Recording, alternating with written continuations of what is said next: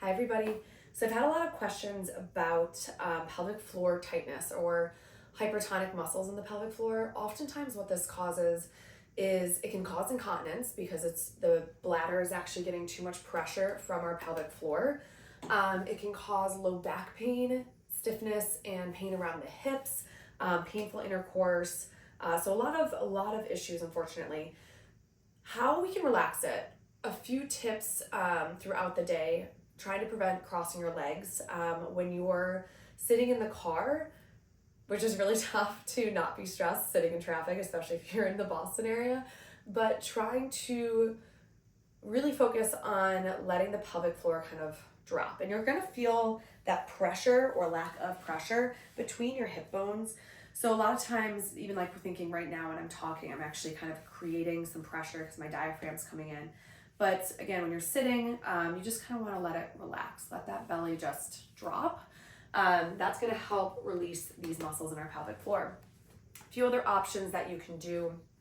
You can actually take a tennis ball or tennis ball, lacrosse ball, and you can utilize that and kind of create some trigger point release around this area. So if we think about your sit bone right here, so that bony prominence, you can utilize the ball and just kind of move around that area. So what that would look like, I'm going to kind of set up here. I'm going to put that ball right underneath. I'm going to find my hip bone or that sit bone first, and then I can kind of just roll around that area. So right now I'm kind of between my tailbone and my sit bone, and then I'm going to kind of come around. This is where it's going to get closer, for example, to your anus, and then to the inside, closer to the vaginal opening. But again, I'm really staying on that or around that sit bone. So I'm keeping contact around that area. And then I can straighten that leg out and even get to the deep part of my hamstring. So right now I'm on that hamstring attachment, which is right at the bottom of that sit bone.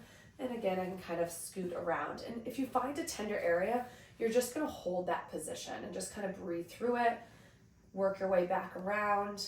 This is gonna get even into obturator internus, which is a very important muscle for our pelvic floor, as well as stabilizing our pelvis and supporting our glutes.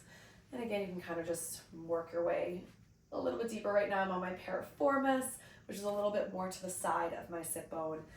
Again, that muscle can really fire up and cause even more tightness in the hips and the pelvic floor. So that's one option to kind of release that area. You can do that as much as you need to.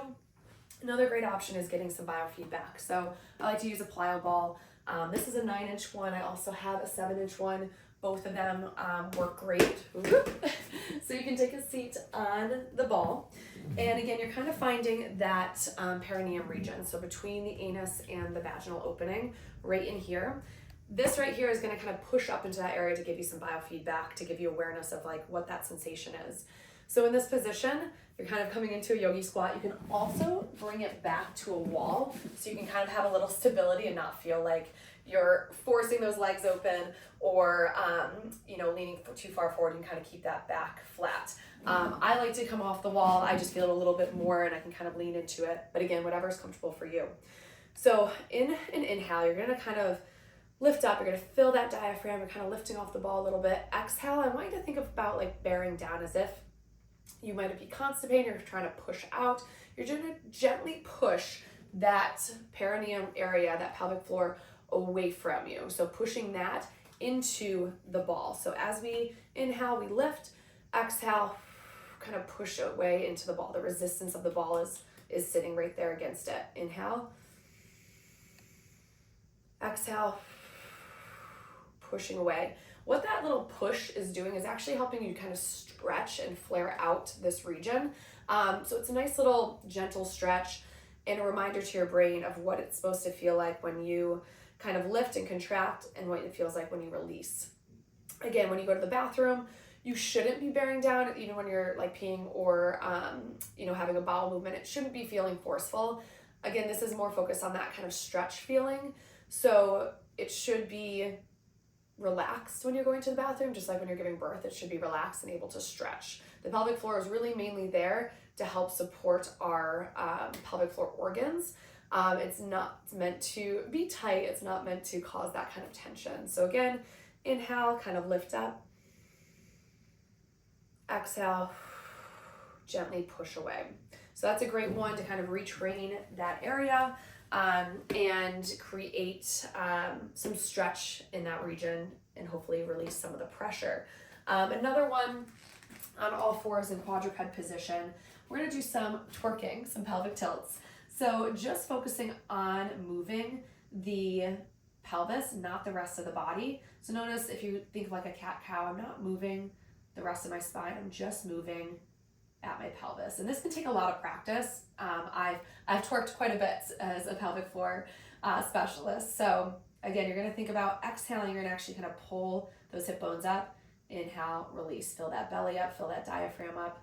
Exhale, kind of lift and pull. Inhale, release. All right, a little bit different breathing from this one, just because of the positioning. So again, exhale, hip bones up towards the rib cage. This is where you're gonna kind of feel the pelvic floor lift. Inhale, belly down, just let it relax.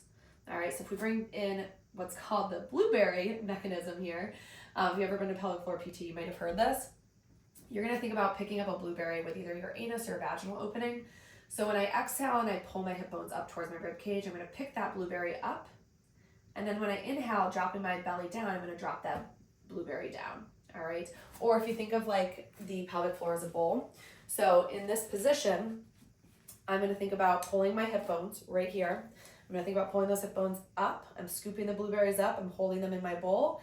As I inhale, I'm going to, inhale, I'm gonna drop that, that blueberry down or those blueberries out of the bowl.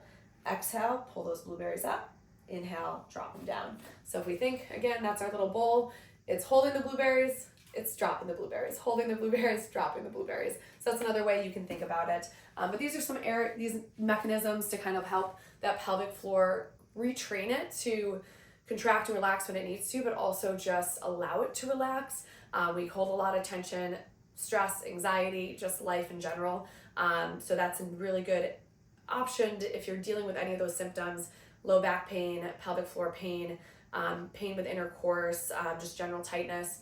These are some options to just try to relax.